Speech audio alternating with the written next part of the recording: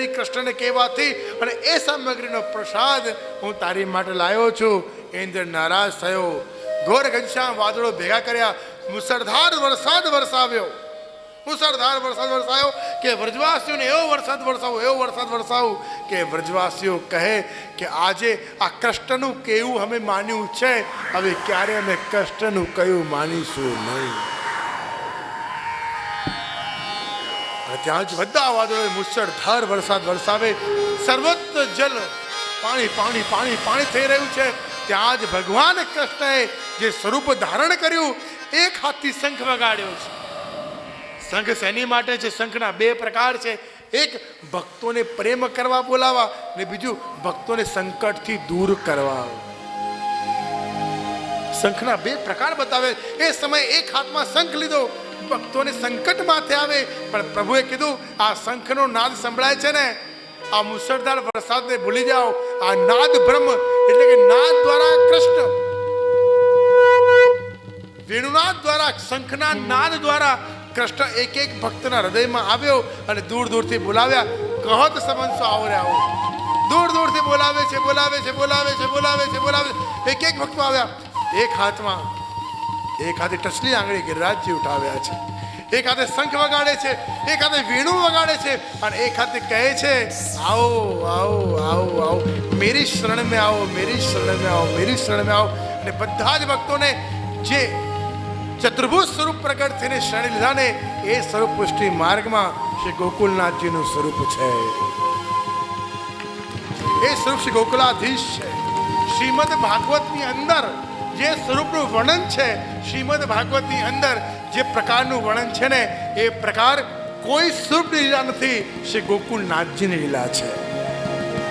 અને પુષ્ટિમાર્ગનો ઇતિહાસ તમને કહું. આજે પુષ્ટિમાર્ગનો પ્રાચીન ઇતિહાસ તમારી સામે પ્રગટ કરું કે શ્રી ગોકુલનાથજી જે શ્રી ગોકુલમાં બિરાજતા, એ નિધિ સ્વરૂપ, ચતુર્થ કુમાર નિધિ સ્વરૂપ, ક્યારે પણ એકલા અન્નકૂટ અરોગતા ન હતા.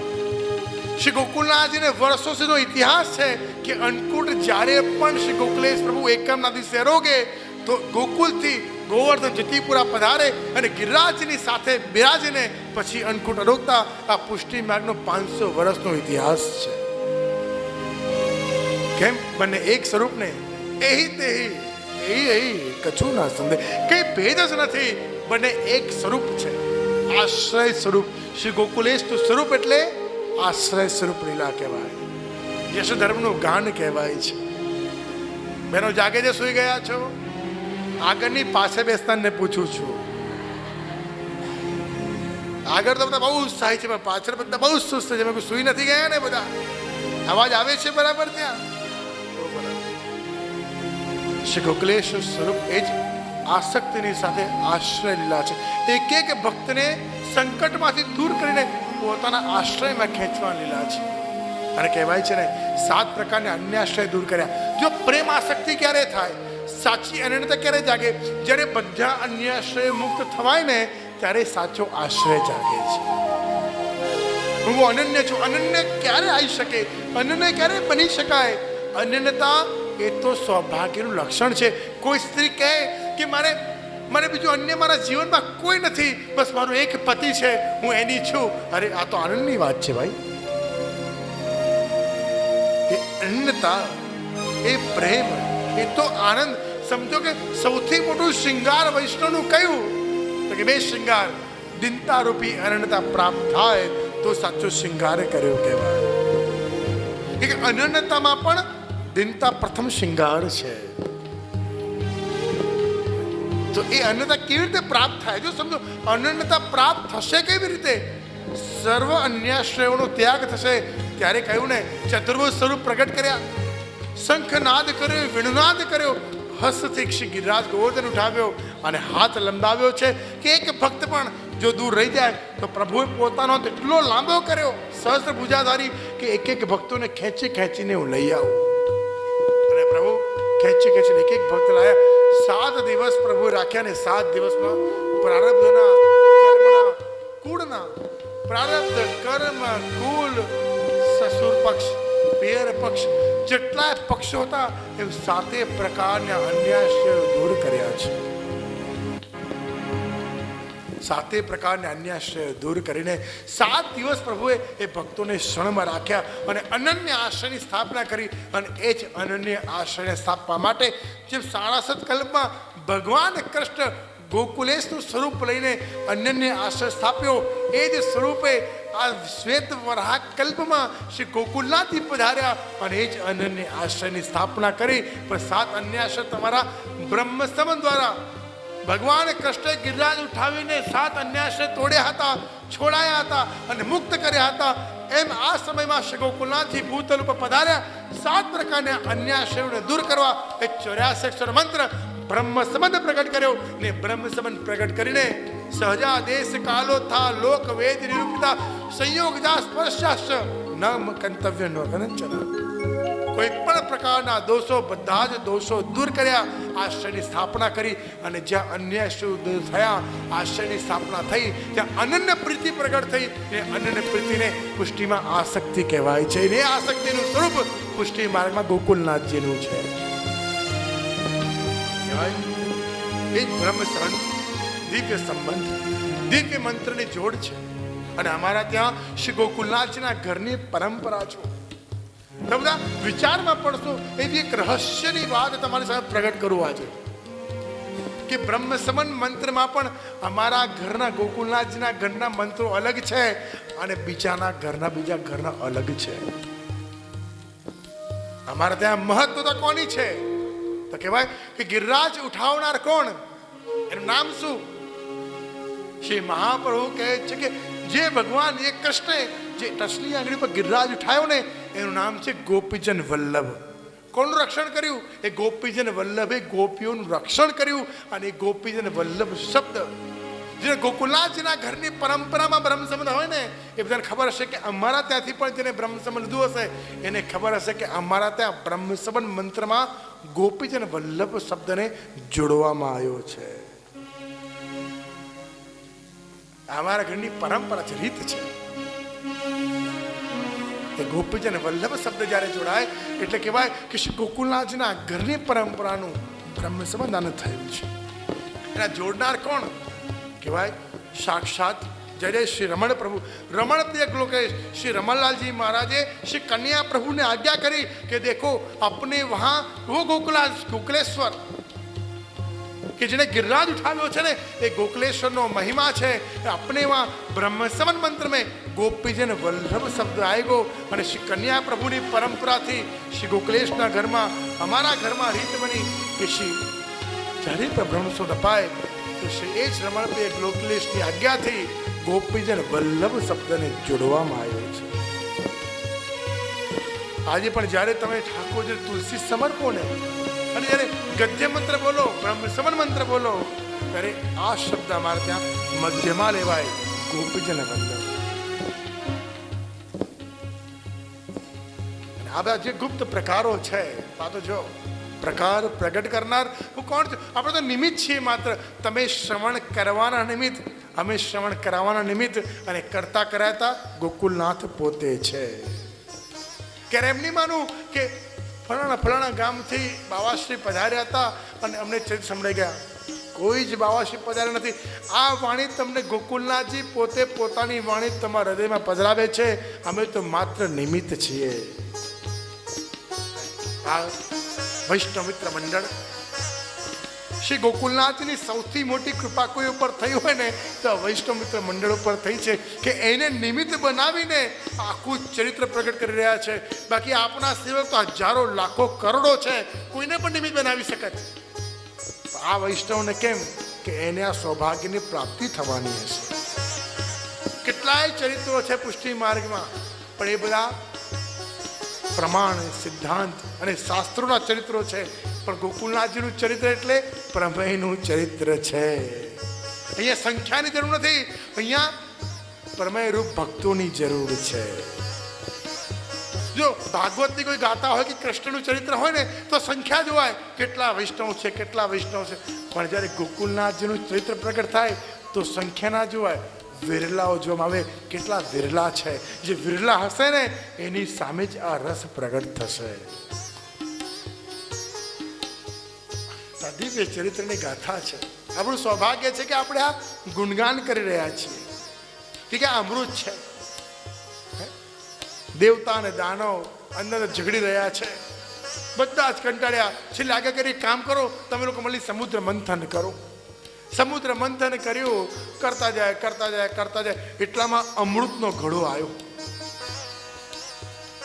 અને દેવતાઓ તો પહેલેથી જ આપણા જેવા હતા, લાભ પહેલા લઈ લે, બધું જ અમૃત પી ગયા. કે આ લોકો આ દાનવો કે કરવા બેસે એ પહેલા હું બધું લઈ લઉં, બધું પી ગયા. દાનવોને દૈત્યોને ગુસ્સો આવ્યો, ગુસ્સો આવ્યો છે, યુદ્ધ થયું છે, પણ દેવતાઓ અમૃતનું પાન કરીને અમર થઈ ગયા છે. અને અમૃતનું પાનનો ઘડો એક વાર નીકળે પીવાઈ ગયો. તો વારંવાર કોઈને અમૃત પીવાની ઈચ્છા થાય તો ક્યાં જવું? લો, હવે સમુદ્રમાં તમે જઈને મંથન તમે કરી શકો? કોઈ બહેનોની ઈચ્છા ખરી? એવી કોઈ ઈચ્છા ના. તમારી ઈચ્છા થાય તો સામે પાસે દાના ઊભા કરવા પડે. કોઈની ઈચ્છા હોય તો કહેજો કે પ્રયત્ન કરશું આપણે. પણ એ અમૃતનું મંથન કરવા, સમુદ્ર મંથન કરવા માટે, મેળવવા માટે કેટલા અથાગ પરિશ્રમ કરવા પડે, પણ મળે નહીં. પણ એ ગોકુલનાથજીનું ચરિત્ર આપણે ખોલ્યું, એ પુસ્તક ખોલ્યું અને ચરિત્રની અંદરથી શું પ્રાપ્ત થયું? અમૃતનો ઘડો પ્રાપ્ત થયો. જે પ્રેમનું સાગર ભરીને આવેલો ઘડો એ આપણને પ્રાપ્ત થયો. એને જેટલું પીશું, પીતા જઈશું, પીબત પ્યાસ, જેમ જેમ પીતા જશો ને એમ તરસ લાગતી જશે, જેમ જેમ પીતા જશો એમ તરસ વધતી જશે. અને છેલ્લે તમને એમ કહેશો કે પ્રભુ આ તો આ સત્સંગ કર્યા પછી ઉલટે જ્ઞાન મળીને સંતોષ થવાને બદલે ઓર વધારે તરસ લાગે છે, હવે તો ઓર ઊંડા ઉતરે જવું છે. એવી પ્યાસ, એવું ચરિત્ર છે, આ અમૃત છે, તમારા પ્રેમને અમર કરી દેશે. આત્માનું મિલન પરમાત્મા સાથે કરવાનો માર્ગ એટલે શ્રી ગોકુલેશ ચરિત્ર અમૃત. માત્ર પ્રમેયનું શું, ઉપરથી નીચે સુધી જ્યાં રસ ભરેલો હોય ને, એમ કહેવાય કે ભગવાન કૃષ્ણ કેવા છે? ઉપરથી એક તત્વ, એને પુષ્ટ કરતું તત્વ કયું? મિશ્રીનું. કેમ ભગવાન મિશ્રીથી પુષ્ટ થાય? કે મિશ્રી ભગવાન જેવું તત્વ છે, એને કોઈ પણ જગ્યાએથી ચાખો એ સરખી જ લાગે. સાચી વાત ખોટી વાત? એ જ તત્વ મિશ્રીમાં છે, ક્યાંયથી પણ એની કણિકા પણ લઈ લો તો સમાન લાગે, કોઈ ભેદ ન લાગે. અને એવું જ રસરૂપ સ્વરૂપ શ્રી ગોકુલેશનું છે. અમારે ત્યાં તો કેવા પ્રકારો ખબર છે? સેવા કરવા જાય, સેવા કર દોડીને ગોકુલનાથ જઈ રહ્યા છે ને માર્ગમાં આપણું ઉપરનું કોઈને અડી ગયું, બોલો સ્પર્શ થઈ ગયો, ઉપરનું અડી ગયો ને ત્યાં જ ગુસાઈજી સાળ મળ્યા ને ગોકુલનાથજી કીધું કે मैं मार्ग में आ रहे हो तो मेरे ऊपर ना कोई कुछ छू गयो है. ગુસાઈજી પૂછ્યું કે ભાઈ કોણ છે? નામ પૂછીને આવો. ગોકુલનાથજી પૂછ્યું સામે જઈને, મારો ઉપરનો તમને અડ્યો તો તમારું નામ શું છે? બધા કહે છે હું તો વૈષ્ણવ છું.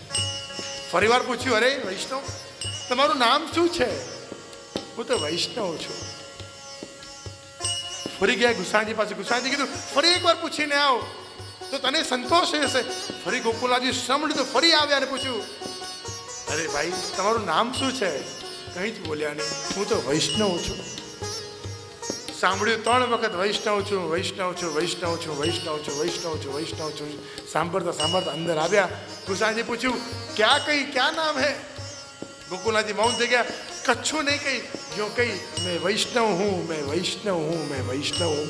श्री गुसाई जी कहे, अरे ये तो धन्यता की बात है, उत्सव की बात है कि वैष्णव जो अपन को छुए तो अपनी अपरस जो नहीं होवे ना तो अपरस हो जावे. वैष्णव के स्पर्श कभी अपरस छुए नहीं है. આ પુષ્ટિમાના સિદ્ધાંત બનાવ્યા શ્રી ગોકુલનાથજી. એ સમયમાં જે કહેવાય ને પ્રેક્ટિકલ ધર્મનું આચરણ કોઈએ કર્યું હોય એ સમયમાં શ્રી ગોકુલનાથજીએ કર્યું છે કે વૈષ્ણવના સ્પર્શથી ક્યારે અપરસ છોવાતી નથી. બીજી વાર આજ્ઞા કરીશ. શ્રી ગોકુલનાથજી સેવામાં જઈ રહ્યા છે ને દૂર સાંકડી ખોરની આગળ એક વૈષ્ણવ ઉભો છે અને એને માર્ગમાંથી નીકળવું છે ને કહે છે, અરે જો કોઈ વૈષ્ણવ ઊભું છે ને એ જાય પછી અહીંયાથી નીકળીશ. કોઈ વૈષ્ણવ દેખાયું છે મને, આ કોણ છે વૈષ્ણવ? અને ગોકુલનાથજીનો એક સેવક ગોકુલનાથજી પાસે આવ્યો અને કહ્યું કે જયરાજ, દૂર એક વૈષ્ણવ ઉભો હતો ને, એને આપણા દર્શન કરીને પૂછ્યું કે વૈષ્ણવ કોણ છે? ત્યારે ગોકુલનાથજી આનંદ વિભોર બને, આનંદ વિભોર કે અરે, એને મને વૈષ્ણવ કહ્યું કે હા વૈષ્ણવ કયો છે, કે ચાલો હું તાત્કાલિક અત્યારે બાલભોગમાં એટલે કે રસોઈ ઘરમાં જઉં છું, ઉત્તમ સામગ્રી બનાવું કે આજે મને વૈષ્ણવ ગણ્યો છે ને, અને ઉત્તમ સામગ્રી बनाने श्रीनाथजी ने धरी कि श्री जी आज मेरे को वैष्णवता की पदवी मिली है, यानी मैं आपको अलौकिक सामग्री अरोगा रहे हूँ। केवा उत्सव मनाव्या છે ગોકુલનાથજી, પોતાને વૈષ્ણવ ગણવાનો ઉત્સવ। અને આપણે સેવામાં જતા હોય કોઈ પણ અડી જાય તો એક સાથે 16 ગ્રંથ આપણે બોલી નાખીએ, બોલો નાવ્રતા કે સ્તુત્ર બોલી નાખીએ, બોલો સર્વોત્તમ સ્તોત્ર બોલી નાખીએ, બધું આપણને ફટાફટ આવડી જાય। જો આપણને કોઈ અડી જાય તો એક બેને મને પૂછ્યું તો કે મારા શું જ્યારે અપરસ કરું ને ત્યારે અપરસ કરીને તમને ગુસ્સો બહુ આવે છે, થઈ જાય જ્યારે અપરસ કરવા બેસીએ ને તો હંમેશા ગુસ્સો વધી જાય, કે મનમાં એક ફિટિંગ થઈ ગયું છે વિચારોનું, હું અપરસ કરીને આવી, હું સેવામાં જઉં છું કહેવાના બદલે જો ગોકુલનાથજીમાં અનન્ય આસક્ત ભક્ત હોય તો એમ કે હું પ્રભુનું સ્મરણ કરીને પ્રેમના સાગરમાં નાહીને સ્નાન કરીને આવી છું અને હું સેવા કરું નથી, મારા પ્રીતમને મળવા જાઉં છું, ક્યારેય મનમાં ક્લેશ નહીં થાય। અરે તમારા ઘરમાં તમારા ઠાકોર તમને મળવા આવે તેને સેવા ના કહેવાય, એને તો પ્રેમ કરવા જોઈએ કહેવાય। બીજા તમારા પતિદેવ ઓફિસમાં ફ્રી થયા હોય, ઓફિસ બંધ થઈ સાંજે 7 વાગ્યા હોય ને પૂછે, બેગ હાથમાં લઈને નીકળતા હોય, કોઈ પૂછે ક્યાં જાય છે, તેમ કહેવાય કે પત્ની મારી સેવા કરવાની છે એટલે મારા ઘરે જઉં છું, એટલે મારા ઘરે જઉં છું કેમ એ મારી પ્રિયતમા, મારી પ્રેમિકા, મારી અર્ધાંગીની મારી રાહ જોઈ રહી છે, એને મળવા જવું છે। શું સેવા? સેવાની વાત તો પિતા પુત્ર કરે છે, ગોકુલનાથજી પોતે આજ્ञा કરે કે સેવા તો पिता पुत्र करके हम तो लकीर पीट रहे।